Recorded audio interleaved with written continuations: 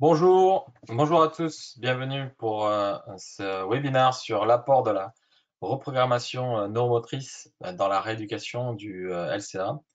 Eh bien, je vous remercie de vous être connectés. Pour tous ceux qui malheureusement n'ont pas pu le faire il y a 15 jours, c'est pour ça qu'on fait un peu cette séance de rattrapage. On va tout de suite commencer la présentation, un peu comme d'habitude. Si vous avez des questions, vous avez le chat à votre disposition et je répondrai à toutes ces questions après la présentation. Donc, la problématique qui se pose dans la rééducation du LCA, c'est que, pour moi, l'objectif de cette prise en charge du LCA opéré, c'est de redonner au patient une stabilité fonctionnelle, autorisant un retour en toute sécurité au niveau sportif antérieur et bien sûr aussi de prévenir d'une nouvelle lésion. Ce qu'on s'aperçoit, c'est que malgré tous les progrès récents dans les techniques de reconstruction, notamment du LCA et dans nos protocoles de rééducation, 2 tiers des sportifs compétiteurs ne sont pas revenus à leur niveau antérieur 1 an après le geste chirurgical. Donc ça, c'est une donnée qui est assez euh, surprenante, mais qu'il faut bien avoir en tête, c'est que on a souvent des délais de reprise à 6 mois, 7 mois. Oui, il est possible de reprendre à ce moment-là, mais vraiment au niveau des sensations et du niveau de compétition, on est plus autour des 1 an. Et aussi parmi les athlètes qui reviennent à leur niveau sportif antérieur, selon la littérature, on a entre 3 et 19% des patients qui auront une nouvelle lésion du genou opéré, donc une récidive, et entre 5 et 24% une lésion du LCA contralatéral. Donc voilà, ces chiffres finalement diminuent peu depuis vraiment une vingtaine d'années. Donc c'est qu'il y a vraiment bien autre chose à aller chercher. Et pour moi, vraiment, une des pistes principales, ça serait ce contrôle neuromoteur. Les facteurs qui favorisent cette rupture, cette récidive, c'est l'asymétrie des demandes inférieures, le ratio quadriceps ischio-jambier, le contrôle du tronc et le valgus dynamique du genou. Donc si on balaye toutes les différentes phases de la rééducation du LCA, on va voir qu'il y en a plusieurs problématiques qui se posent dans laquelle le contrôle neuromoteur peut avoir toute sa place et du coup la reprogrammation neuromotrice peut intervenir dans un véritable plan de soins de cette ligamentoplastie du LCA. Donc en préopératoire, voilà ce qu'on peut retrouver comme problème neuromoteur post-traumatique avec ce fameux flessum du genou. Ce flessum où l'on va retrouver à la fois cette hyper activité des ischio-jambiers et cette sidération du quadriceps. Et ça, c'est important parce que justement, dans la prise en charge de ces flessums, on va devoir traiter ces 2 volets et l'on verra qu'il est important de le traiter l'un après l'autre, notamment en commençant par cette hyper réactivité des ischio-jambiers. On le sait maintenant, hein, c'est de mauvais pronostics d'opérer ces patients avec ces flessums parce que, en post-chirurgie, on va avoir le phénomène qui risque d'être augmenté et durer dans le temps. Le flexum, donc, c'est une attitude antalgique réflexe avec finalement une exacerbation de ce fameux réflexe de flexion où on va, donc le réflexe de flexion, on va avoir une hyperactivation des fléchisseurs et du coup un déficit des extenseurs. Donc ici, ce qu'on va retrouver, c'est cette hyperactivation des ischio-jambiers et cette sidération du quadriceps, notamment de la partie interne du quadriceps, donc le vaste médial oblique, que vous entendrez souvent parler d'AMI, on va y revenir par la suite, mais déjà je peux vous dire que ce terme d'AMI, il faut le savoir, n'est pas spécifique au quadriceps et aux problématiques de sidération du quadriceps. Donc ces AMI, à quoi ça correspond? Eh bien, ces AMI, la définition, c'est que c'est une incapacité durable d'activer complètement le muscle. Donc, on le voit, hein, cette AMI peut se retrouver sur d'autres types de muscles. C'est vrai que dans la littérature, on retrouve beaucoup ce terme dans les prises en charge post notamment traumato et chirurgie du genou, mais eh bien, on s'aperçoit qu'on peut très bien parler de AMI ou arthrogenic muscle inhibition en anglo-saxon sur d'autres groupes musculaires, que ce soit sur les fibulaires, un deltoïde, etc. Donc à quoi ça correspond? Ces AMI, donc cette incapacité à activer complètement un muscle, elles sont causées par une décharge des récepteurs sensoriels articulaires qui vont envoyer des informations au niveau du cerveau. Et ces paramètres et ces causes, on va retrouver pêle-mêle le gonflement de l'articulation, la douleur, l'inflammation, les laxités articulaires, mais les laxités articulaires provoquées, et les dommages, bien sûr, des afférences elles-mêmes qui vont entraîner un mécanisme, si vous voulez, de défense du cerveau, qui est cette incapacité à activer complètement un muscle. C'est-à-dire que lorsqu'on a une traumatologie ou une chirurgie, le cerveau va le considérer comme une agression, donc va mettre en place des mécanismes de défense, soit une inhibition motrice dysfonctionnelle, soit un schéma moteur dysfonctionnel, c'est-à-dire moins activer les motoneurones, et on va se retrouver avec des problématiques. Ces problématiques, eh bien, elles sont de plusieurs ordres. On peut avoir une atrophie musculaire qui perdure notamment, c'est-à-dire que le patient va avoir du mal à retrouver de la force et du volume musculaire, mais aussi on va avoir donc une baisse de la contraction maximale volontaire. Vous allez aussi avoir une gêne dans la stabilité de l'articulation qui va s'installer et donc du coup dans sa fonction. Un retard de rééducation parce que il y a une gêne du renforcement musculaire, donc ça va être des patients qui vont progresser et puis à un moment donné, ils vont stagner, voire régresser. C'est des patients qui éventuellement vont sortir du parcours de soins et que l'on va récupérer après avoir fait le tour de tous les thérapeutes possibles et imaginables. Donc voilà, ça correspond bien à des patients souffrant d'AMI.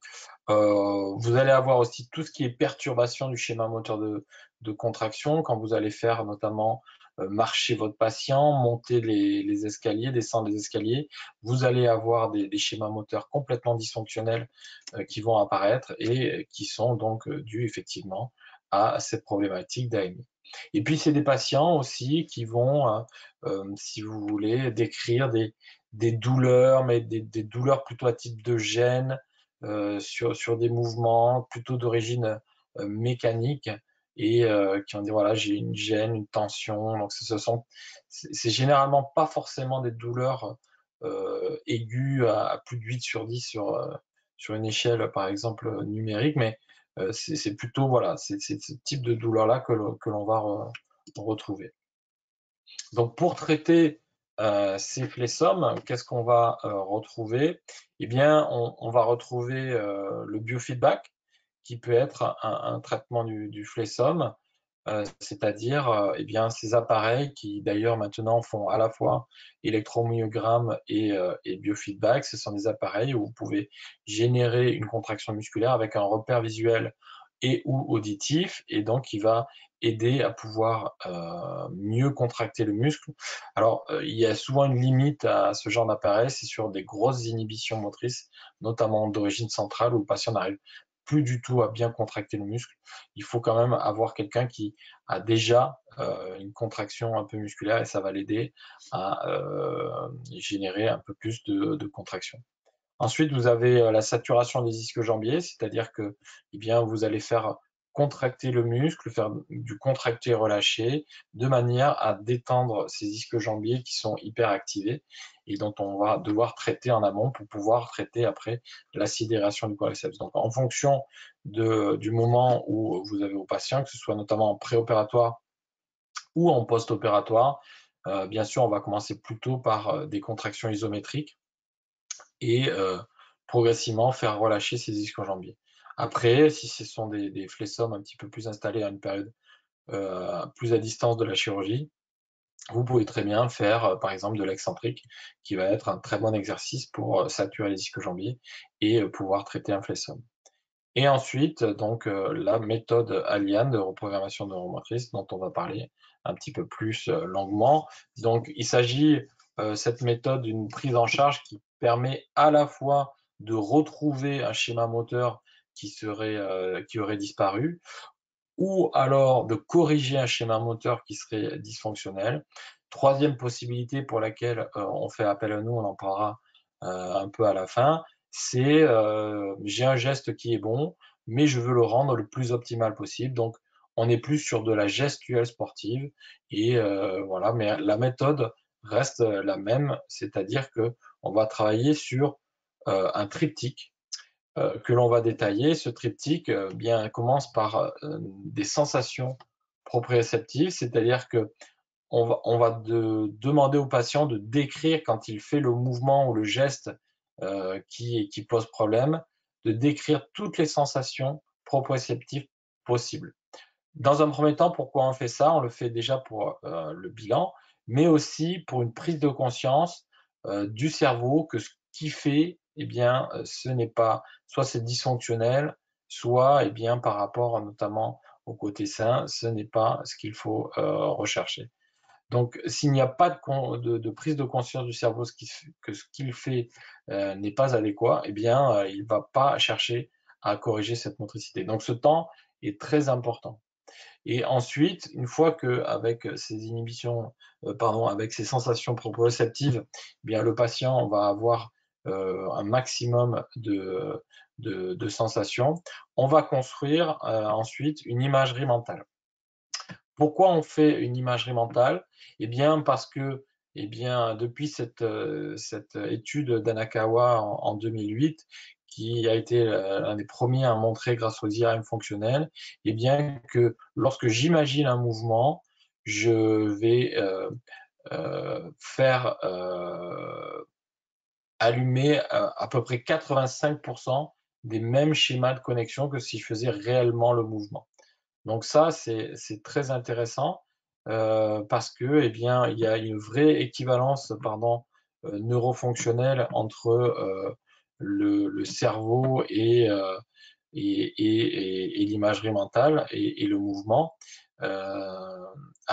Et grâce à ça, le patient peut à la fois retrouver le schéma de connexion qui n'a jamais disparu, hein, qui est toujours présent, mais voilà, perturbé, eh bien, il va pouvoir retrouver ce schéma de connexion.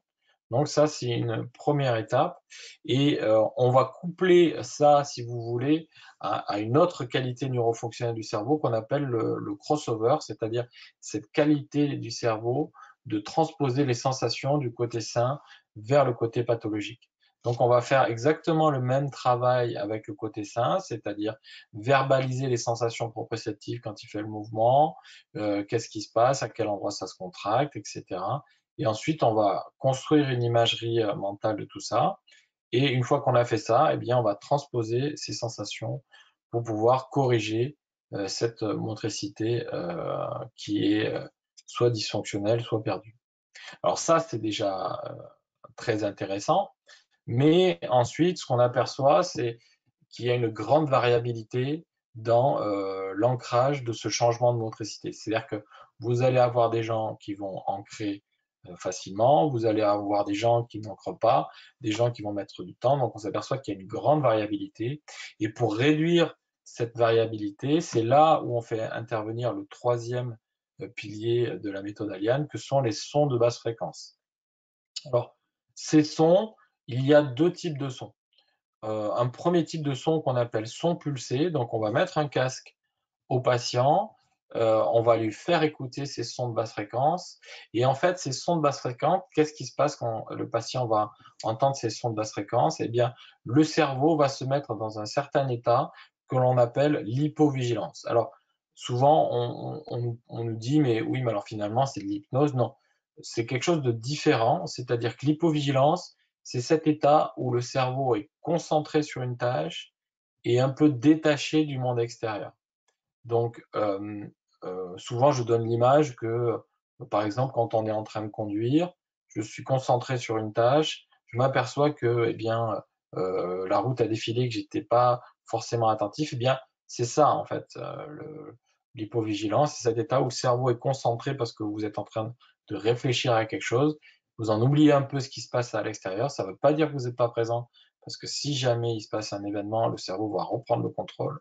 Mais ce qui est intéressant et ce qu'on sait, c'est que dans cet état-là, le cerveau va retenir plus de tâches que dans un état normal.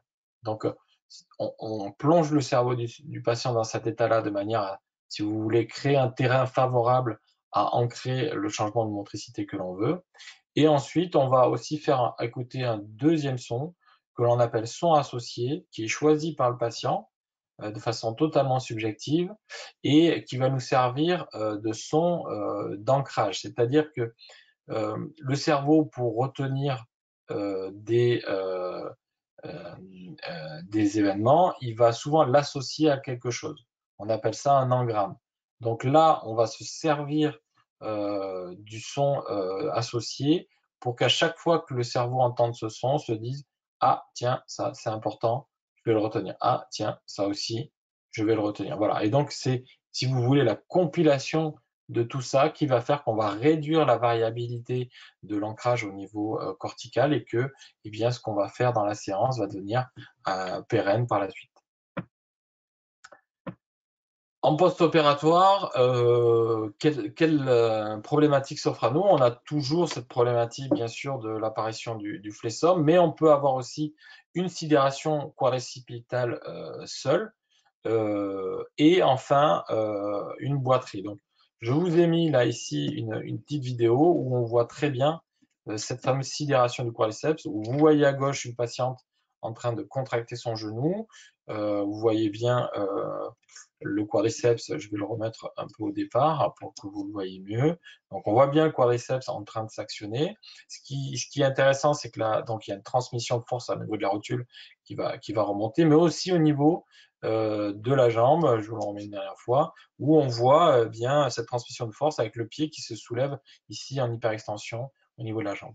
Et à droite, quand elle essaye bien, de contracter son muscle, on voit que il y a une espèce de fibrillation musculaire qui se fait, pas de transmission au niveau du quadriceps et pas de transmission de force au niveau du pied qui ne se soulève pas. Donc voilà, souvent d'ailleurs c'est ce qui se passe, on voit que c'est plutôt le droit antérieur qui se contracte et la problématique se situe notamment sur le vaste médial oblique. La troisième problématique, c'est la boiterie. Donc la boiterie, c'est bien une difficulté à la marche provoquée par une instabilité lors du passage du pas. Donc sur ces boiteries, on va retrouver plusieurs causes. La cause antalgique, où c'est la douleur qui va provoquer une esquive lors du passage du pas. Vous pouvez avoir aussi des vraies inégalités de longueur de membre et des malformations qui peuvent donner des boiteries.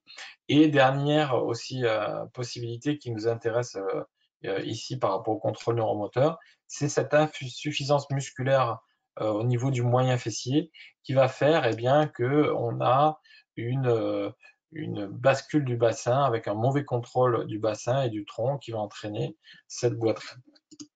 Donc tout ça, ça va avoir beaucoup de conséquences pour nos patients, que ce soit au niveau de l'autonomie, au niveau de la vie sociale. Il va y avoir des compensations qui vont se mettre avec souvent des atteintes possibles au niveau d'articulations distantes, des douleurs qui se créent sur des articulations notamment sus et sous-jacentes, que ce soit au niveau du rachis, au niveau de la cheville. Donc voilà, tout ça, ça va être intéressant à noter. Donc, si on revient sur ces problèmes neuromoteurs et de commande motrice, eh bien, là, je vous ai mis un schéma de qu'est-ce qui se passe quand le cerveau fait de la motricité. On s'aperçoit que d'abord, on va avoir des informations, des afférences qui vont remonter à la partie sensitive du cerveau, le cortex pariétal.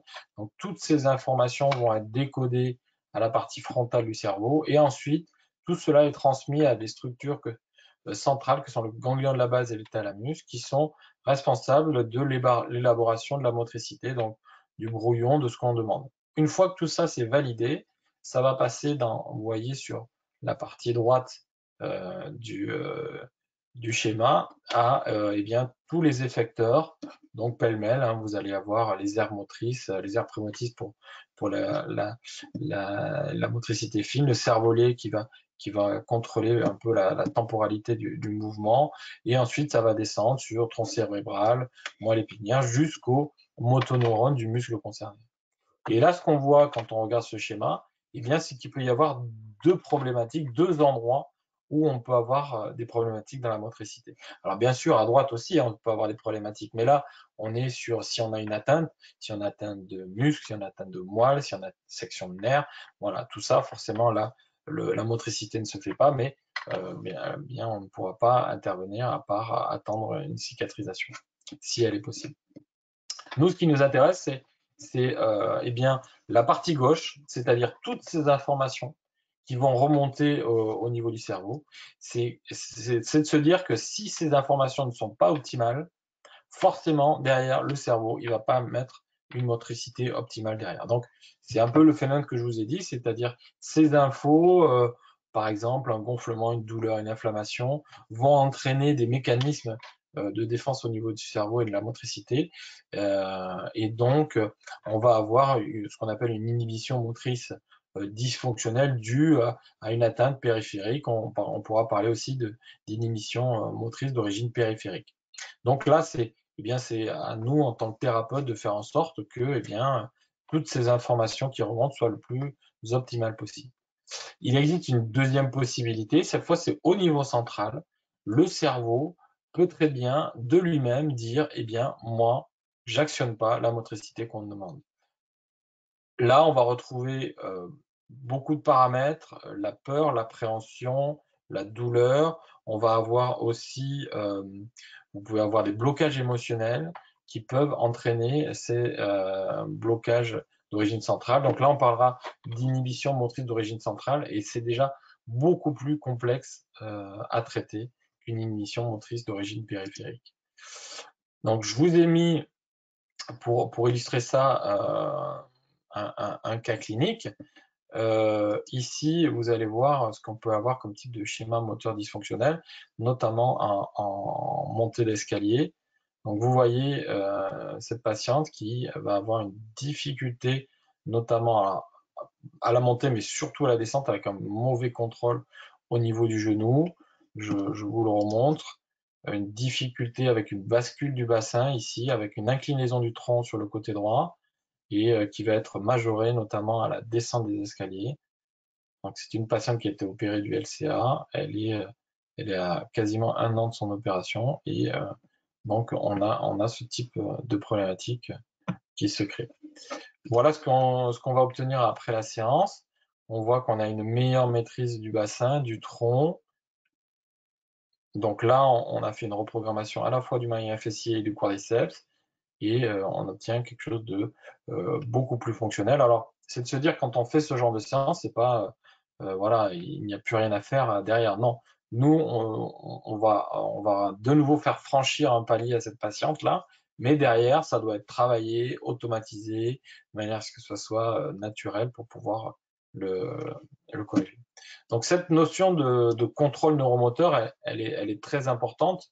On va la retrouver ensuite donc sur les parties, notamment en reprise de course et reprise de gestes. Donc, elle est importante de vérifier que ce contrôle au niveau de l'axe hanche, genou, cheville, il est bien réalisé, que le contrôle du haut du corps aussi est bien réalisé et que le valgus dynamique de genou est bien maîtrisé. Donc, si on prend par exemple le saut, et bien aussi sur la gestuelle, vous allez avoir à corriger flexion latérale du tronc, flexion du genou, abduction du genou, à vérifier la distance du pied contralatéral, la position de la hanche, etc. Donc plein de paramètres à aller tester et à aller éventuellement corriger. Et pour ça, eh bien, on a besoin d'un réel diagnostic des inhibitions motrices.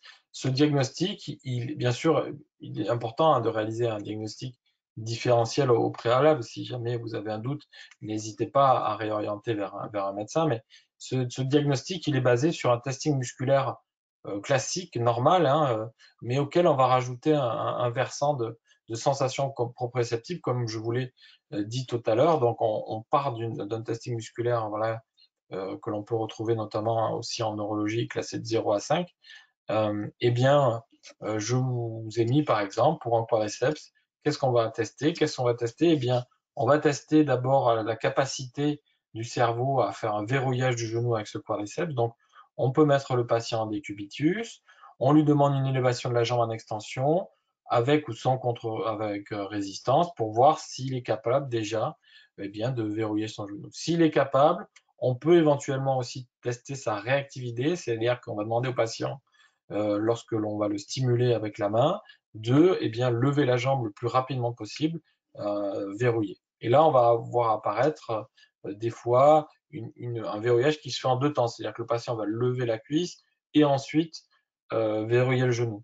Donc, ça montre qu'il y a un retard de contrôle neuromoteur au niveau de l'activation du quadriceps. Donc ça, c'est intéressant à noter.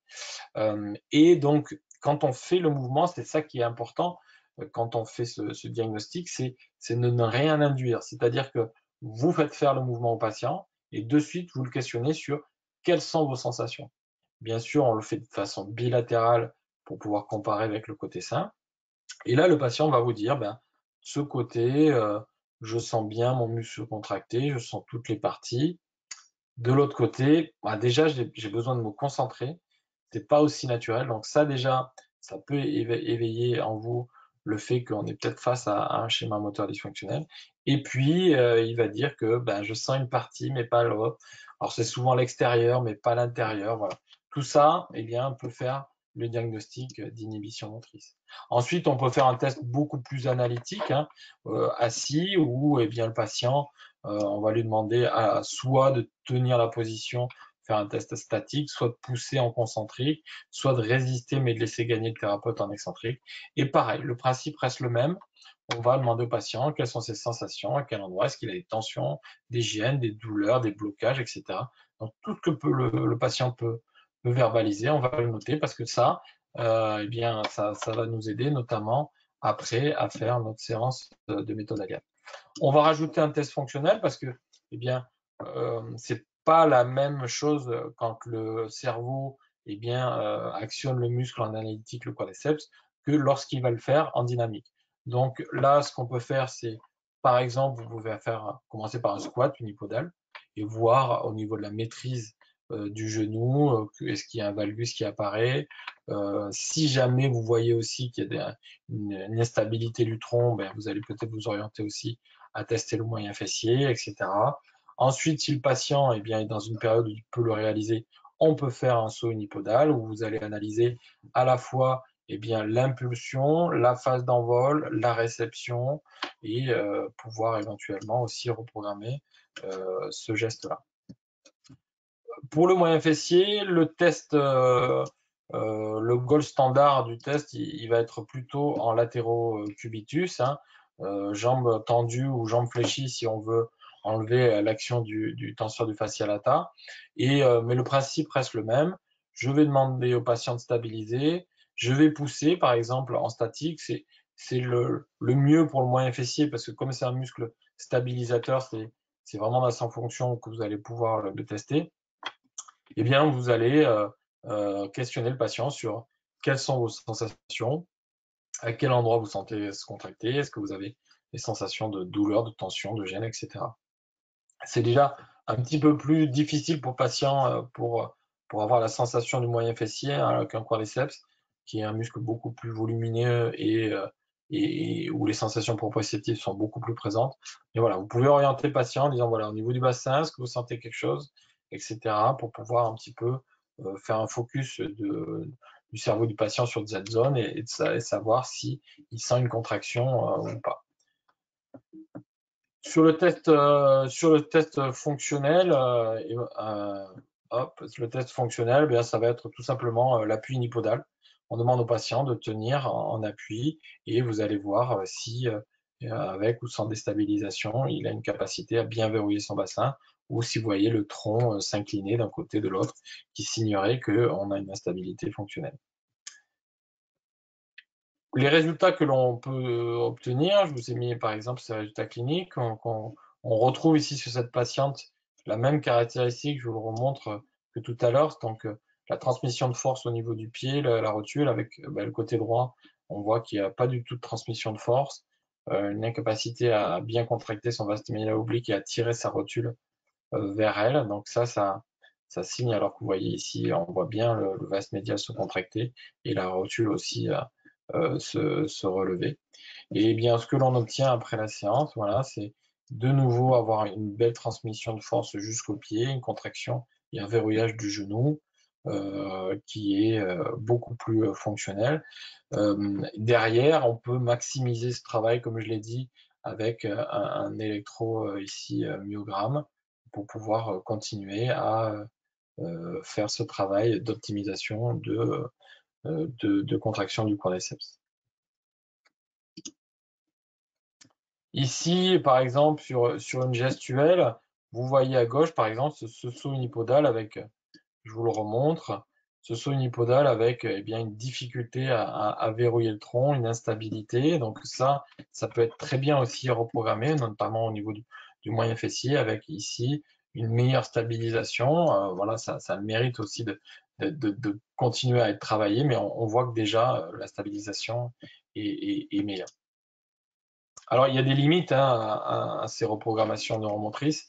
Bien sûr, ça s'adresse un petit peu plus en neurologie, mais il faut avoir une capacité cognitive pas trop dégradée parce que le patient doit être capable à la fois de comprendre les consignes et de verbaliser ses sensations. Comme je vous l'ai dit tout à l'heure, il ne faut pas d'atteinte mécanique, que ce soit section de nerfs, section de muscle, section de moelle. Donc ça, il faut être bien sûr qu'on n'est pas en présence de ça. Si vous avez un doute, n'hésitez pas à réorienter au niveau médical. Les patients hyperalgiques, alors les patients hyperalgiques dans le sens où, comme on a un gros travail de sensation proprioceptive, si on a un patient qui est très douloureux, par exemple souvent à plus de 8 sur 10 sur l'échelle numérique et qui n'a pas d'autres sensations proprioceptives que la douleur, ça va être compliqué de faire ce genre de séance. Par contre, vous pouvez très bien avoir des patients qui sont très douloureux, mais avec des sensations proprioceptives. Et ça va être doublement intéressant parce qu'on s'aperçoit qu'en fait, lorsque le patient va se focaliser sur ses sensations proprioceptives, eh bien, ça va un petit peu détourner l'attention du cerveau sur ce seuil douloureux et donc avoir tendance à le diminuer. Donc ça, c'est un effet euh, collatéral qui est très intéressant. Je vous ai mis aussi donc des études sont soit en phase terminale, soit en cours sur cette méthode. Là, c'est une étude qu'on faite par mes collègues François Gabriel en collaboration avec le professeur Sonnery Côté, ma collègue Tiffany Dos Santos sur eh bien une vingtaine de cas, donc une quête série sur 24 cas de patients à 6 mois d'une opération de léacamantoplastie, et bien avec un électromyogramme de surface sur le vaste médial oblique avant et après la séance, ainsi que sur le flessum et la réduction du flessum. Et bien, ce qu'on s'aperçoit que, eh bien, on a un gain de plus de 41% au niveau en microvolt sur le vaste médial oblique sur les LMG de surface et une réduction en moyenne de 9 degrés du flessum, donc des résultats très intéressants. Donc, comme je vous l'ai dit, d'autres études sont en cours. Il y a une étude prospective comparative sur la prise en charge en post-op immédiat. Il y a une étude sur la prise en charge des AMI ensuite de ligamentoplastie à 6 mois sur des paramètres tels que un test isocinétique, un ACLRSI et un électromyogramme de surface. Donc, pas mal d'études à venir. Donc, si eh bien, vous êtes intéressé à la fois par la formation pour devenir praticien Aliane, eh bien, je vous encourage à venir sur le site d'Aliane. Si vous cherchez plutôt des praticiens près de chez vous parce que vous avez pensé pendant ce webinaire à des patients que vous pourriez orienter vers des praticiens Aliane, il y a à peu près aujourd'hui 150 praticiens Aliane en France. Donc, vous pouvez aller sur le site d'Aliane, il y a une cartographie et trouver donc le praticien Aliane le plus proche de chez vous. Voilà. Comme ce webinaire est filmé, vous pouvez le retrouver ensuite sur le site d'Aliane, je vous ai mis aussi de la bibliographie par rapport à toutes ces problématiques que vous pouvez éventuellement retrouver. Voilà, donc je vous remercie beaucoup d'avoir participé à ce webinaire. Maintenant, eh bien, on va regarder s'il y a des questions. Pour ça, je vais à la fois couper, je reste présent, même si j'ai disparu, mais je vais regarder tout de suite les questions et je vais pouvoir commencer à y répondre.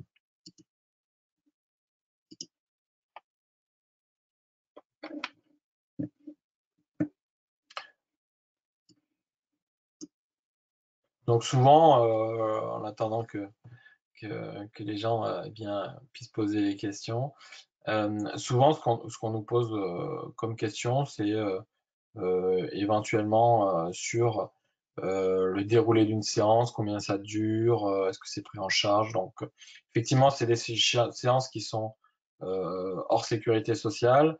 C'est des séances qui durent normalement en moyenne 1 heure. Le nombre de séances, eh bien, en traumatologie, généralement, on fait 2 séances. Une première séance où on va faire cette reprogrammation.